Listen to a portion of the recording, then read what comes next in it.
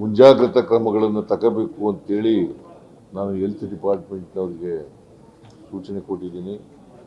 ಮತ್ತು ನಮ್ಮ Dinesh Gundu Rao health minister ಅವ್ರಿಗೂ ಕೂಡ ಅವ್ರ ಜೊತೆಲೂ ಕೂಡ ಮಾತನಾಡಿದ್ದೀನಿ. ಅವ್ರು ಈಗಾಗಲೇ ಸಭೆ ಕರೆದು ಸಭೆ ನಡೀತಾ ಇದೆ. ಸೊ ನಾವೆಲ್ಲ ಮುಂಜಾಗ್ರತಾ ಕ್ರಮಗಳನ್ನು ತಗೊಳ್ತೀವಿ. ಅದನ್ನು ತಡೆಗಟ್ಟಲಿಕ್ಕೆ ಏನೇನು ಬೇಕು ಎಲ್ಲ ಕ್ರಮಗಳನ್ನು ಕೂಡ ಆರೋಗ್ಯ ಇಲಾಖೆ ಮತ್ತು